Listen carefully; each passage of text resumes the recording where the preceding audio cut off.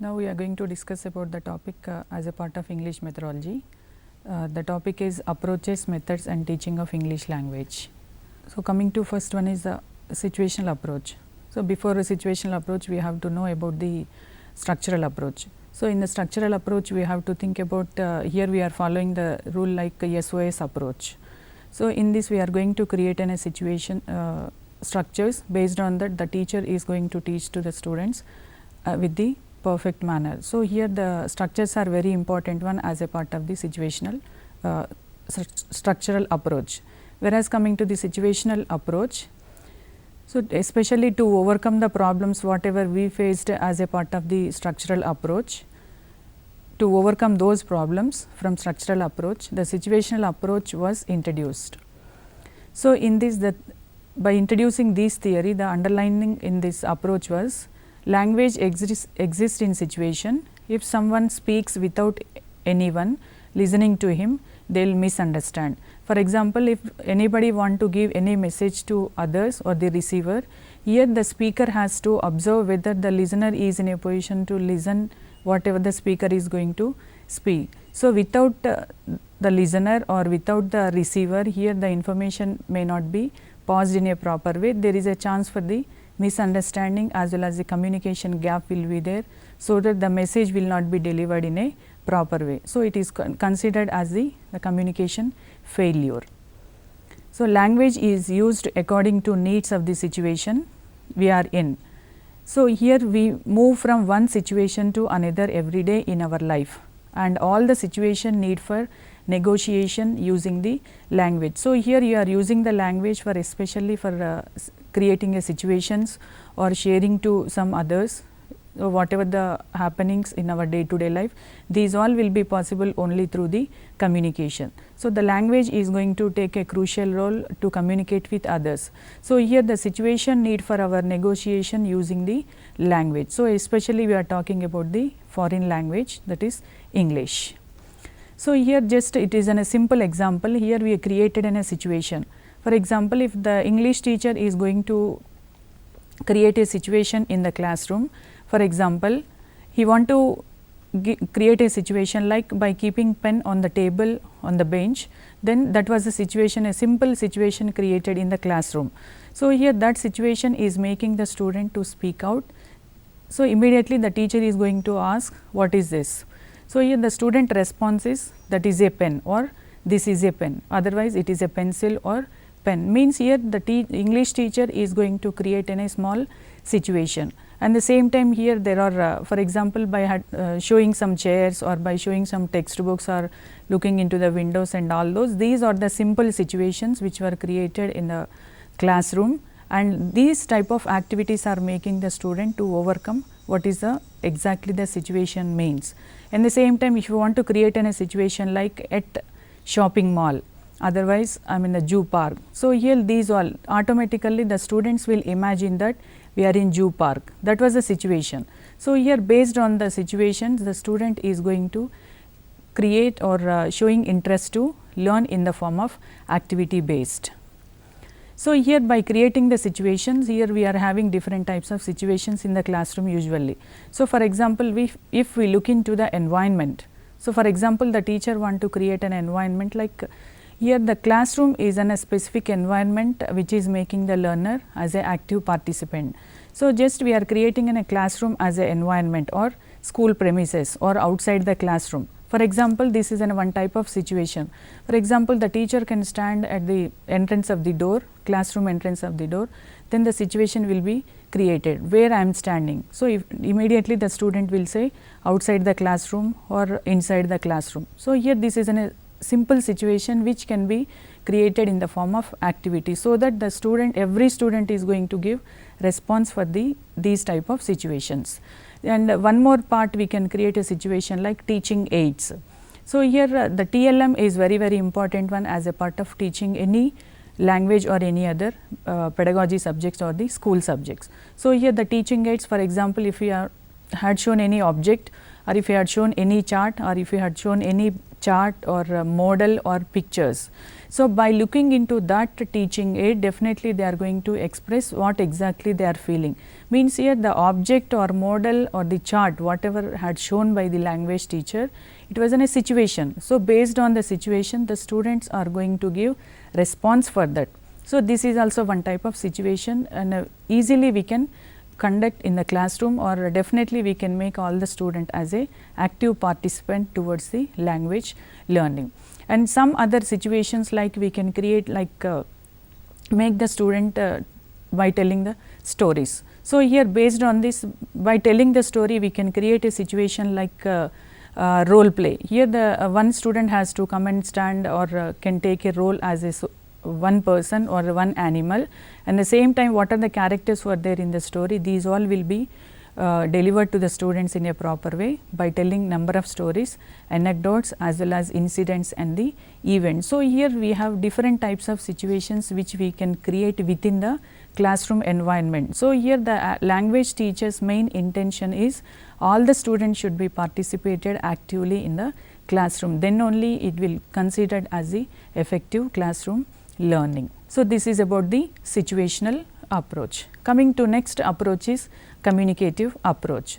So, here the communicative language teaching, the short form for this is CLT, communicative language teaching.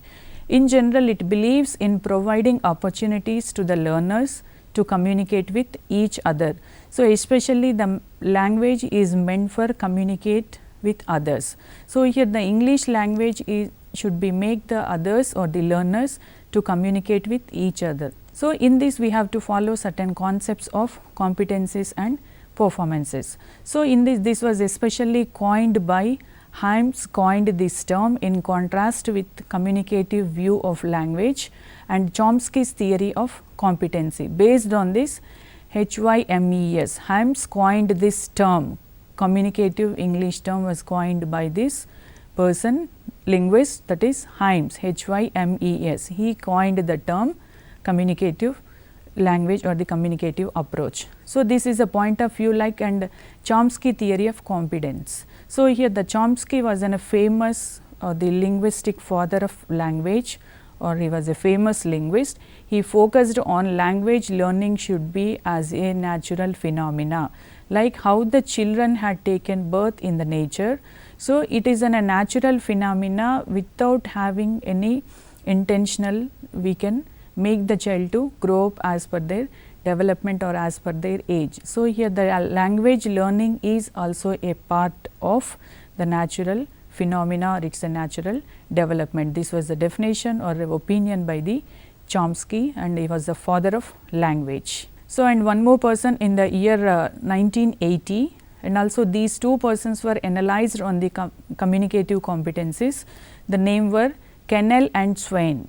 Kennel and Swain in the year 1980, they analyzed the communicative competencies by identifying major 4 dimensions. So, Kennel and Swain analyzed the communicative competencies. The first communicative word introduced by Helmholtz, HYMES, and analysis done on based on the communicative competencies, which was by Kennel and Swain by identifying 4 dimensions. So, in these 4 dimensions, the first dimension or the competence is talking about grammatical competence.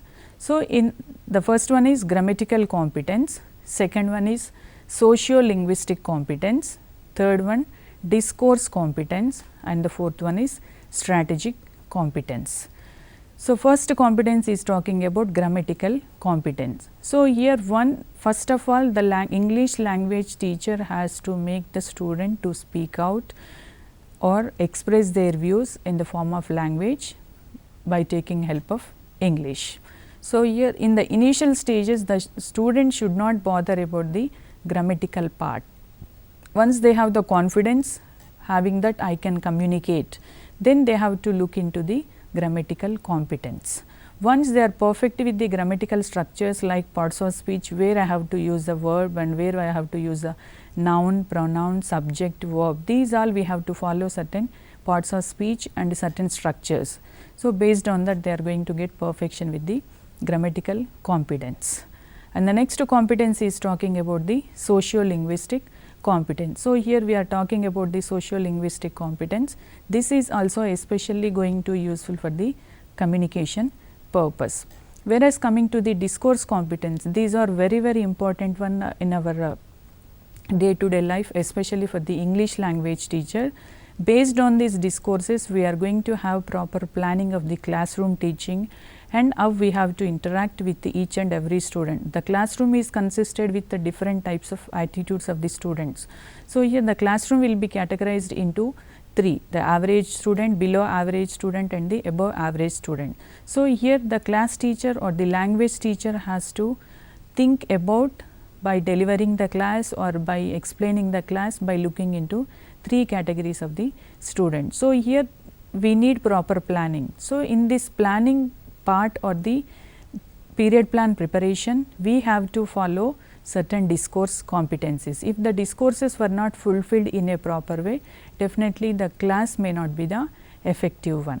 Coming to the strategic competence. So, especially why we are teaching to the students or why this communicative competence or why this communicative approach is going to be helpful for the student. So, what is exactly the strategy we have, that should be very clear to the language teacher.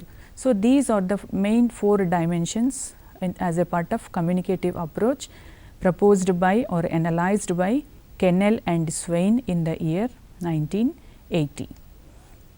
Coming to the features of communicative approach. So, first of all, the communicative approach has to be facilitate the integration of grammatical competence as well as the socio-linguistic competence. These are based on the dimensions of the communicative approach. And the next feature is talking about the based on respond to the learner's communication needs and interest. If the learner or the listener is not interested towards the respondent, or if the receiver is not having interest towards the sender, here the communication is going to be failed. So, here, based on the respondent, the learner's communication needs to be created and it should be interested. So, looking into this, we have to follow certain principles while teaching as well as the learning process. So, in this communication, the activities involved real communication and promote learning. So, here why we are going for the communication? What is the importance of communication? So, the communication, it is an activity which is nothing but you are going to speak to others, it is an activity. So, what exactly it is related? It is involving the real communication and promote learning. So, here the sender is giving any message or giving communication to the receiver, definitely the learner should learn and they should have some knowledge over the concept or the what the subject is exactly. So, here the learning process will be taken place only if the two actions were in a proper way, then the message will be delivered in a proper way. The communication is the first principle. The next principle is talking about the task. So, here the task, language activities that carry out meaningful task and support learning. So, here like we as a language teacher, they have to create some tasks which can be satisfied with the language learning. So, the tasks are making the each and every student as a getting information about that particular area, and whatever the experience they got through the task, that will be clearly explained within the classroom. So, here the tasks are very important one for the effective teaching of language. And coming to next principle is meaning, language that is meaningful and authentic to the learner. So, whatever the language teacher is giving the information to the students, as well as whatever the information they receive from the textbooks or from the speaker. So, here that should be meaningful one. If there is no meaning, if that is not the worth one or if it is not the authentic one, definitely the learning process will not be taken place. Okay. So, here these three are the major principles of the communicative approach. The first one is communication, the second principle is task, and the third one is meaning. If there is no proper communication, it will not be effective one. If the tasks were not given to improve the language skills of the student, here they may not show any interest to learn the language. Whereas, coming to the meaning, whatever the speaker or whatever the subject is delivered by the experts or by the speaker, that should be authentic one. So, these three are the major principles of the communicative approach. So, by looking into this, what type of syllabus should be incorporated to improve the English language skills? So, here it concentrates on prioritizing learners' interest. So, here whatever the syllabus was framed based on the interest of the learners, and the same time syllabus concentration should be based on the age factor of the student as well as the their mental ability, as well as in standard of the student is very important one while incorporating the syllabus. So, that syllabus should concentrate on giving prioritizing for the learners interest. If how the learners will get interest towards the language, automatically they have the phobia of English language learning. So, here if the what way we can create an interest by giving more number of activities, or by giving more number of practicals, or by giving more number of tasks, these all definitely going to create interest towards the language learning. So, here the expert should concentrate on while framing the syllabus, giving more importance for the syllabus based on creating interest towards the language learning. The notion and the functional categories like greetings, introducing people, expressing joy, happiness, these all will be in the form of functional category. So, here if you want to greet anyone, if you want to wish anyone, what type of rules and regulations we have to follow, and how we have to start our greetings with elders. If you want to receive anyone, what are the procedure or what are the rules and we have to follow to express our views, or how you are going to express your joy, how you are going to express your sadness. These all will be looked after as a part of the functional categories. Just framing of syllabus is the other part, and that should be as a part of implementation, that should be in the form of functional, then only it is going to be useful to the students. The next approach is constructivist approach. So, here especially the constructivistic part was focused majorly by the psychologist Jean Piaget. Jean Piaget was famous psychologist who had focused more on the constructivism or constructivistic part. So, here the constructivistic teaching has been used successfully both with the young and the adult learner. So, here as a part of communicative approach, or as a part of situational, or as a part of a structural approach, the constructivistic approach is giving more importance by giving more number of projects as well as the problem solving activity. So, the constructivism is majorly focused by the psychologist Jean Piaget, and the same time here we can in what way we can construct the students, or in what way the teaching should be effective to the students, especially we are looking into the young learners or as well as the adults. So, here that will be effective by giving more number of project works as well as the problem solving activity. So, if the student was participated in the project work activities, definitely on their own they are going to learn lot of information, and they have the zeal to submit the project within the stipulated time, to submit that as a part of the classwork, or as a part of marks considered, or whatever the aspect may be, but every child having intention to submit the project work. So, automatically once they have the interest to learn the project or do the project, definitely they are going to learn at least few parts from doing that work, as well as giving some problem solving activities. For example, if the language teacher is teaching grammatical item to the students, like giving parts of speech or direct indirect speech or active voice, passive voice, articles, whatever it may be. So, here not only explaining about the principle or the rule or the formula, how to introduce and what should be introduced. So, these all the instructions will be given by the language teacher. So, while giving, the language teacher is going to give some examples. So, based on the example, the student has to develop some more examples by taking help of the what the teacher had explained. So, these all making the student to participate in the active manner. So, once we want to create a classroom environment with the joyful learning of the English language learning, so that each and every student is going to participate as a part of project work and as a part of the problem solving activity. So, here the language teacher must create an intention in the student participating or doing the projects or by giving more number of problem solving activities. So, by this process the student is going to learn more and more with their own interest. So, while following this constructivistic approach, here we have to follow certain principles. So, the first principle is talking about learners or active participant.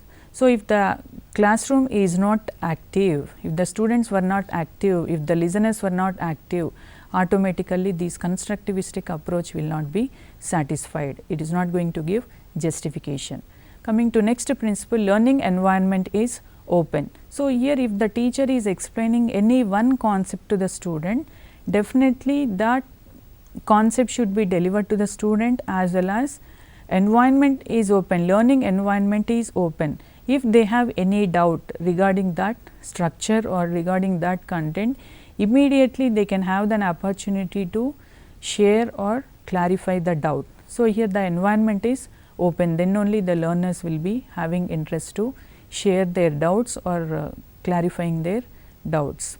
Next one is class needs to be interactive. So, here as we are following the education system, in previously we used to have only the teacher centered education system. So, in the teacher centered education system, the teacher, whatever the teacher is teaching to students, student has to follow, and here there is no chance to share the views with the teachers. So, whereas coming to the later, we have so many developmental aspects were taken place, so many committees and commissions were focused. Here the classroom is not meant for the teacher centered.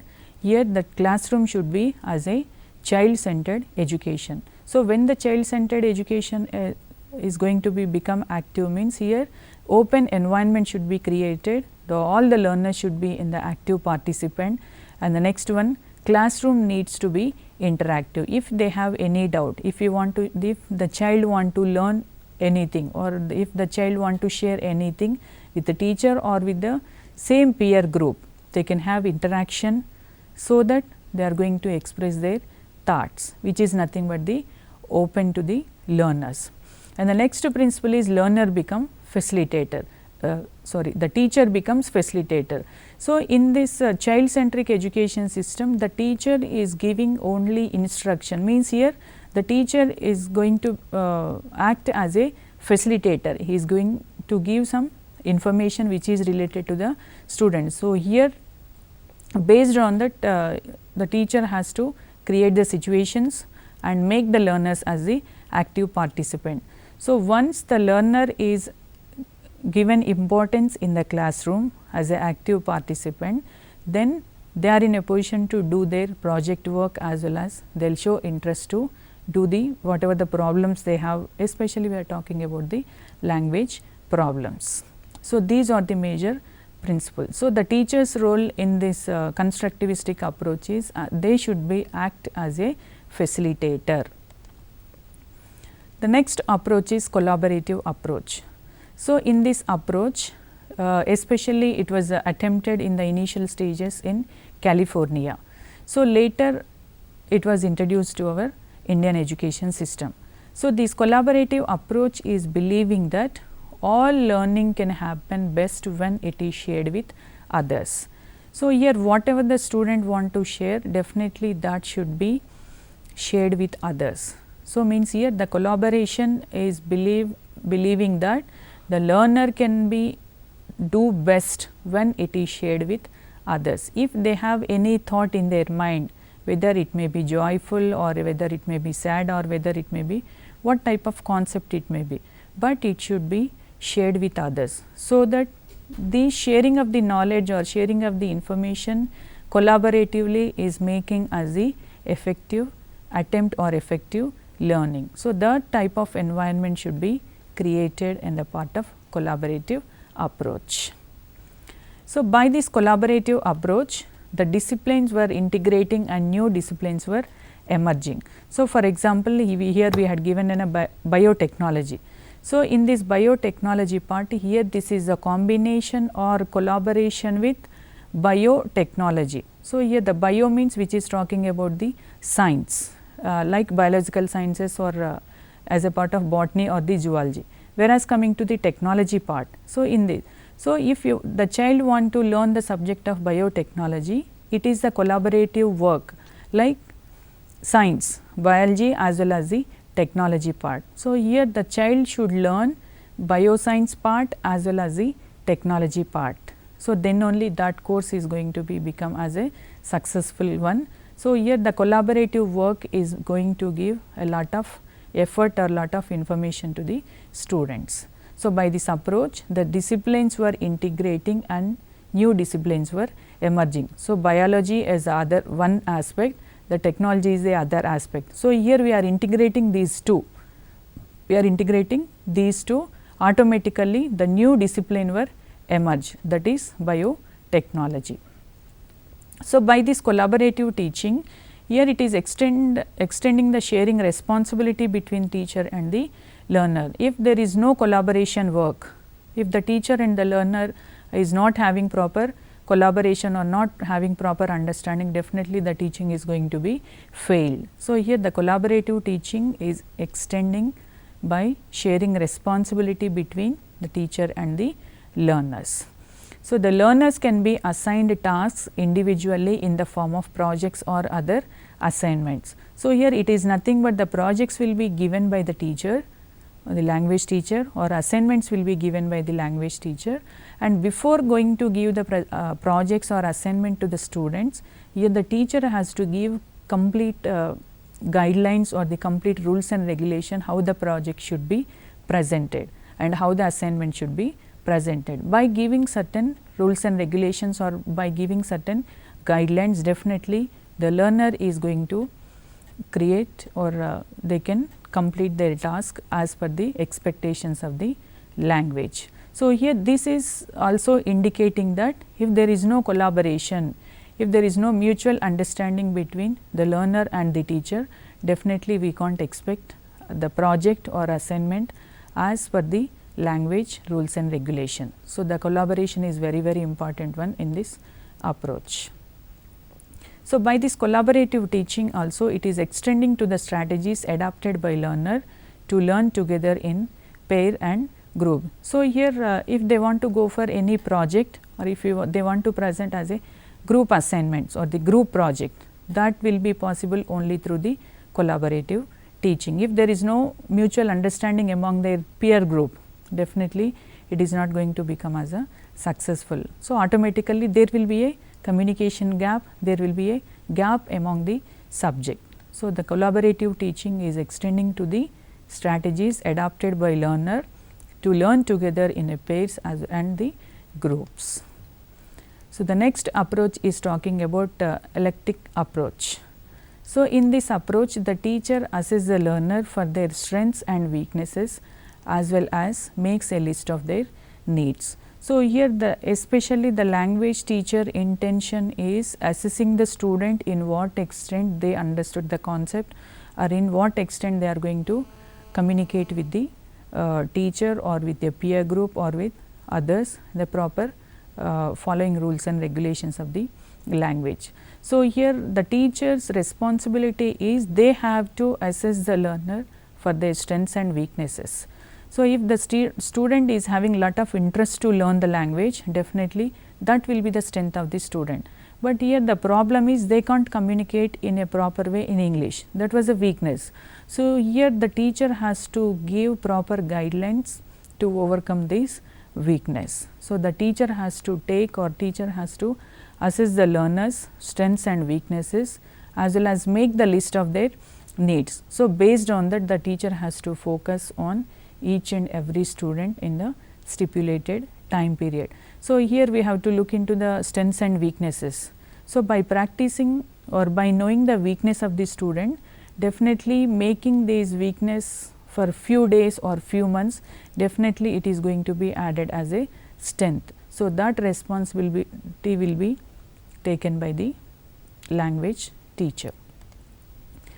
Coming to this one, it is a random mix of strategies, but a well considered choice of the technique. So, here to make this approach as very effective one, here this is a combination of all the strategies and as well as consider the choice of the technique. So, what type of technique you want to follow, definitely you can adapt. So, here there were no certain limitations or certain restrictions are not there in this approach.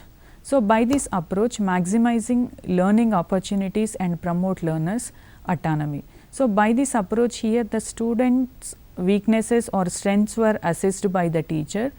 So, that is making or maximizing learning opportunities and promoting learners autonomy. So, by this we conclude that these are the different approaches.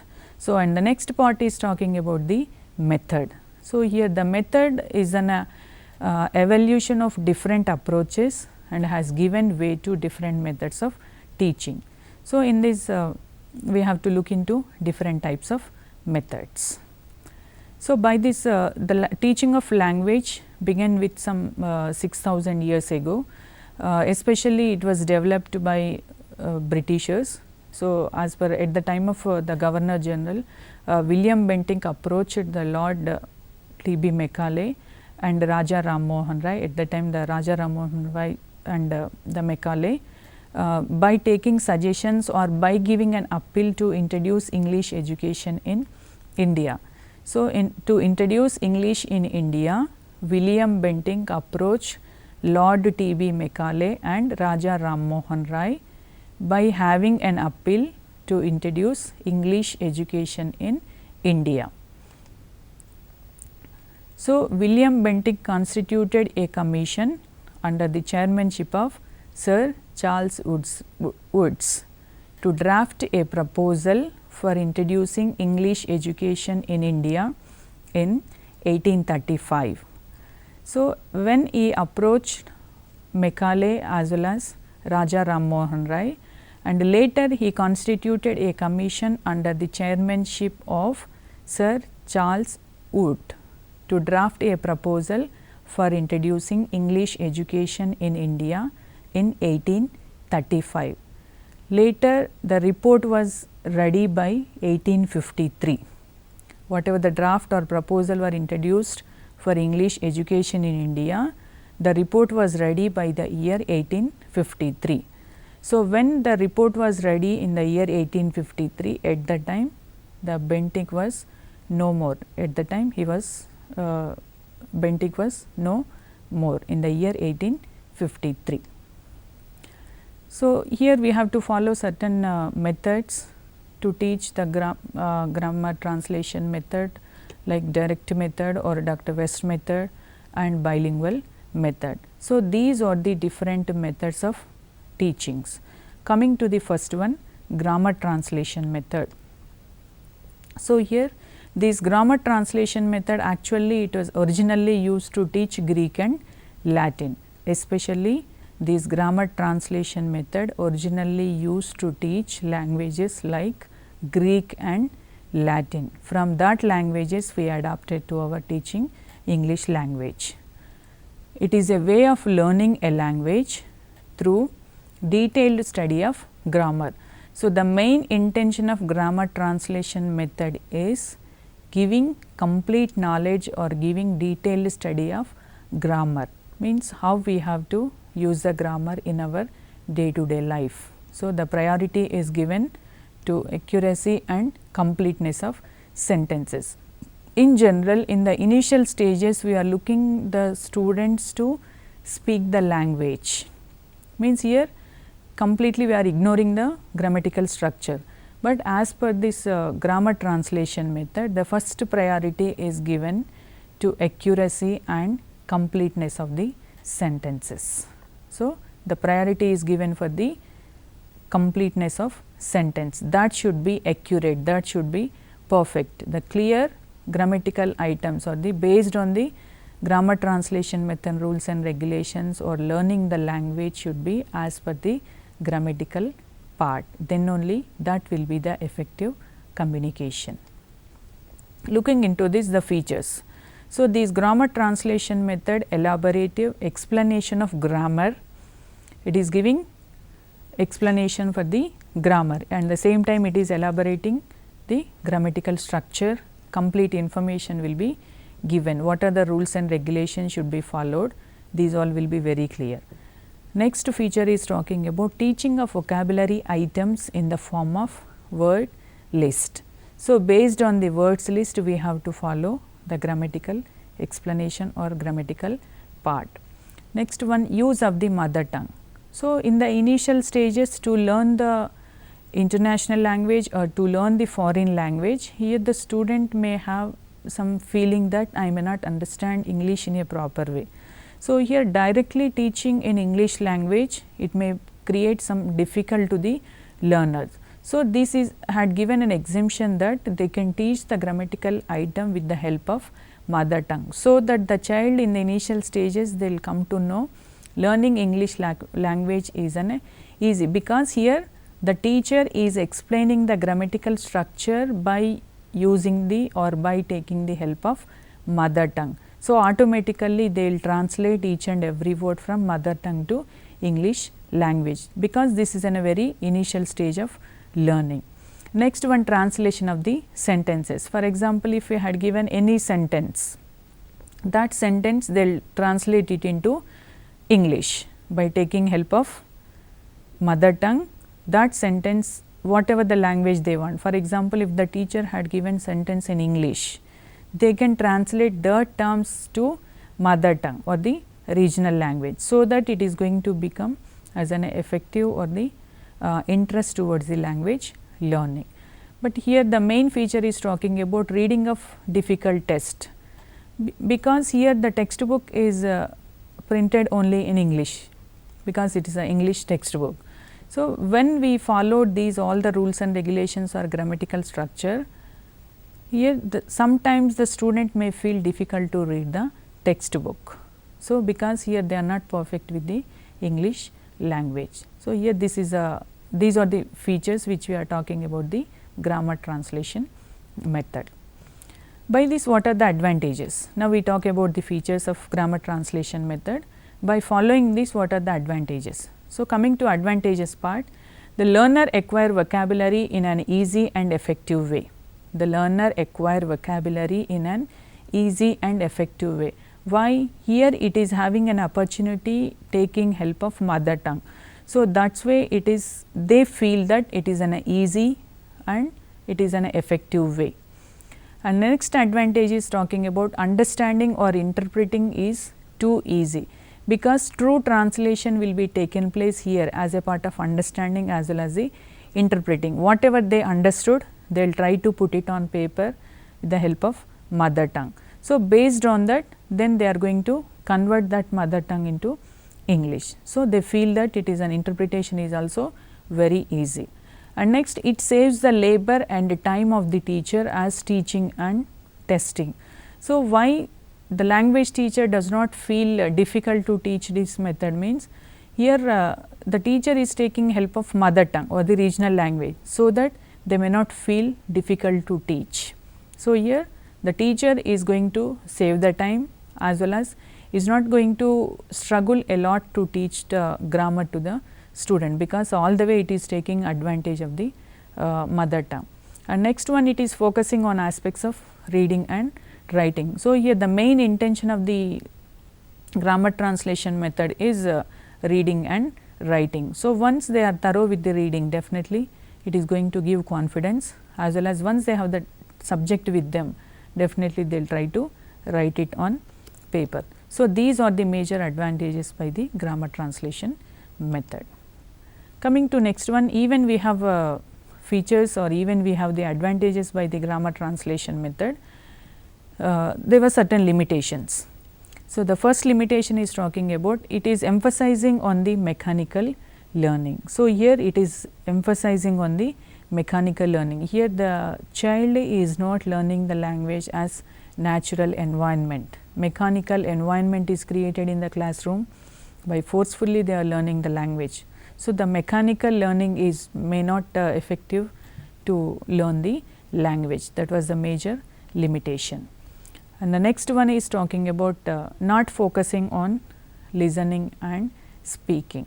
So, here it is focusing mainly on reading and writing, but it is giving less importance for the listening and speaking. So, as a part of language skills, we have to concentrate on 4 major basic skills. Those are L, S or W. So, the equal importance will be given to teaching language or learning the language. But coming to the grammar translation method, it is focusing on listening and speaking part. So, the totally reading and writing had given less importance, more importance were given, but not given listening and the speaking. That was a drawback with the or limitation with the grammar translation method. And the next one is talking about teaching about the language, but not teaching the language. So, here the language is teaching about the only the language, but not teaching the language. So, here the main intention is teaching English languages, we have to make the learners or the listeners to learn the language, but here we are taking help of mother tongue, so that the child is going to become habitual to use the terms in mother tongue. So, automatically the teaching about the language, but not teaching the language. So, this is also one of the limitation. And the next one is talking about not having effective role of student. So, here in general the education system should be focused on child centric education, but here in this grammar translation method, it is giving only not giving importance for the role of the student, because the teacher is going to give all the information by taking help of mother tongue and translating it into English. So, that whatever the rules were given by the language teacher, that should be followed, but here the student is going to act as only the passive listeners. So, here they are not playing an active role. So, these are the major limitations by following this grammar translation method. So, coming to next method, direct method. So, it is the best way to learn the language. So, in this grammar translation method, here we are taking help of mother tongue, so that the child may not know the seriousness of the language. So, as a mother tongue, how they learn, they will feel that English learning is also, because here they are taking or depending majority on the mother tongue. So, that the mother taking help of mother tongue may not making the learner as serious about the learning the language, especially the English language. So, here in this direct method, it is the best way to learn the language. So, this direct method speaks of different association between the forms and meaning in the target language. So, here the target, what is the target language here? The English language is the target language. So, the teacher or the listener has to focus more on the learning English language. So, whatever the speaker or whatever the teacher is going to teach to the student, it should be with a different association between the forms and meanings in the target language, by giving more number of examples in English, or by giving more number of meanings, by giving more number of forms, by introducing more number of structures, so that it is going to make the student to speak or to express it in English. So, this is the direct method. Here it is not giving any opportunity to take the help of mother tongue or the like what we discussed in the grammar translation method. In this direct method, we have to follow certain features. So, the first feature is talking about oral communication is given importance. So, the oral communication is given more importance as a part of this direct method, because here once the child is having confidence and speaking, automatically they will try to focus on the remaining skills of the basic skills of the language. The oral communication is giving a lot of importance in the direct method, whereas coming to the classroom activities are carried out only in the target language. So, here the English classroom is meant to talk or to speak or to explain or share in only with the help of English language. So, whatever the activity was taken place in the classroom, especially the English classroom, that activities are carried out only in the target language. So, the targeted language is here, the English language is the target language. So, whatever they want to express, maximum they are in a position to try to express their views by using or by taking help of English language. So, that the activities which were carried out in the classroom, that will be the more effective to the listener as well as to the making the classroom as very effective, focusing on oral communication. Whereas, coming to direct method, it is focusing on or emphasizing on the correct pronunciation. So, once they have an activity of sharing their views in the form of oral communication, definitely there will be a clarity to the student how exactly I have to pronounce the word. So, the correct pronunciation is going to be taken place in the classroom. So, it is emphasizing on the oral communication, and the next one, the classroom activities are very important one to develop the English language skills, and next point is focusing on the, it is emphasizing on correct pronunciation.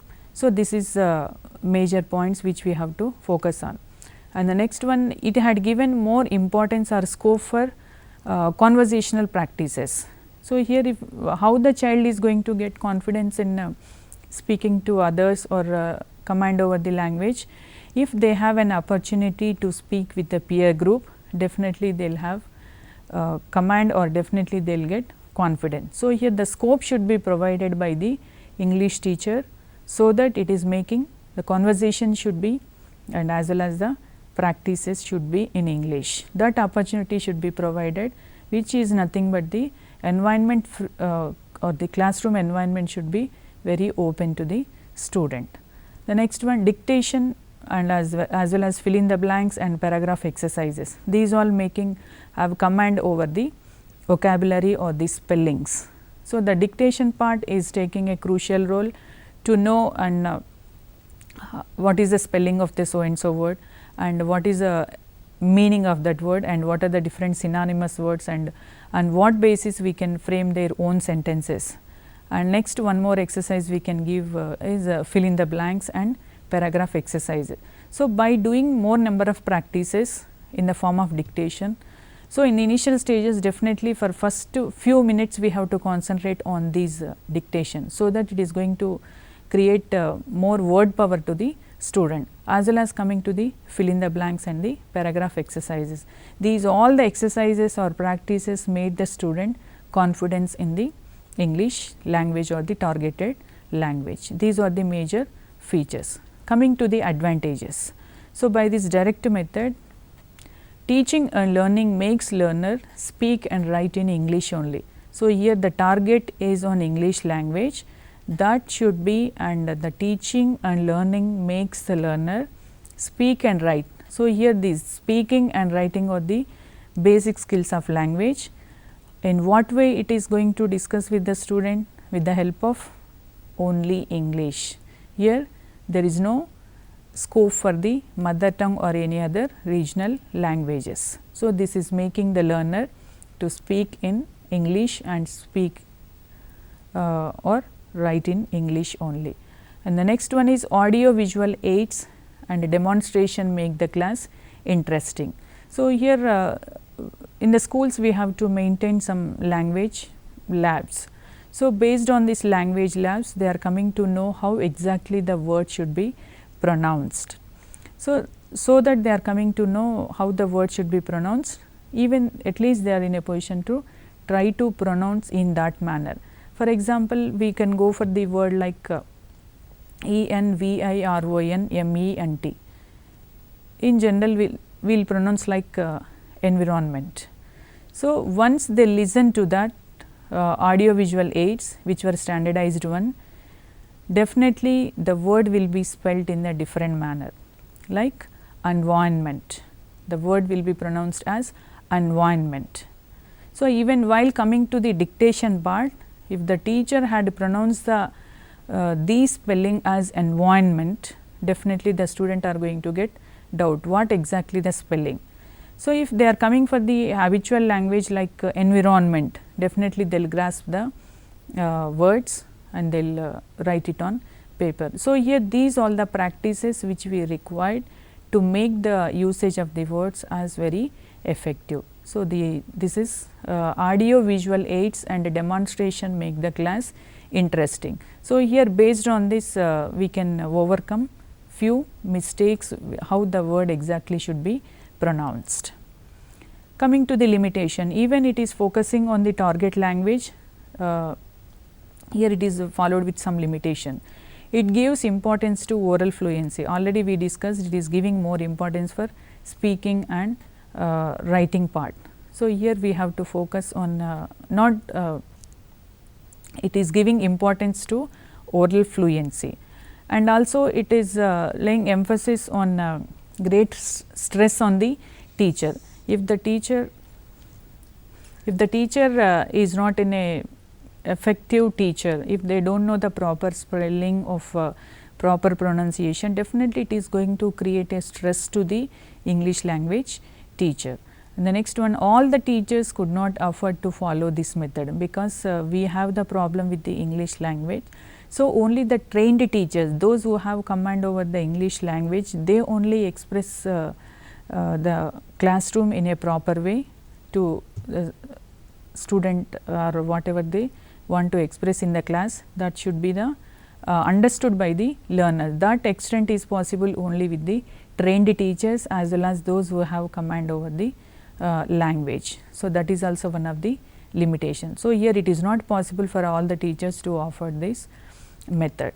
So, here these are the different methods, few methods we discussed, and now we will conclude this. We discussed about the different approaches as well as different methods.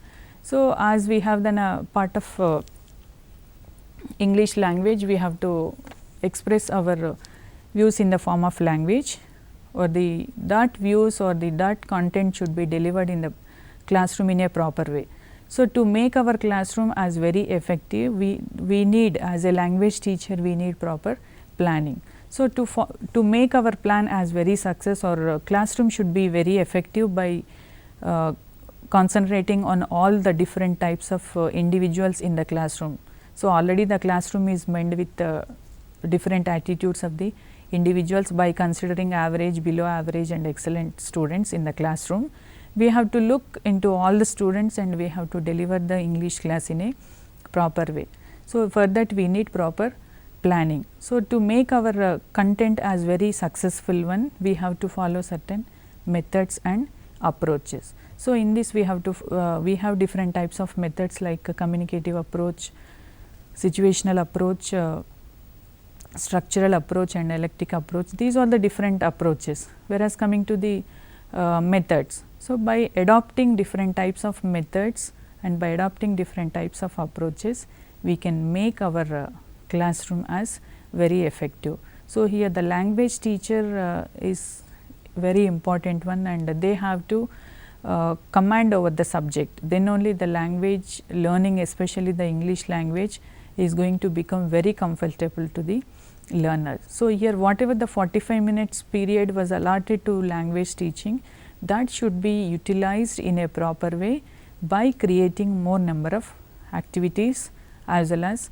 by giving more number of projects, as well as even when they have the chance to speak out, let them speak out and let them come out with their own views, so that they are feeling comfortable to express or feel classroom as very comfortable for us. So, here the sharing of knowledge is very important one, whatever they feel.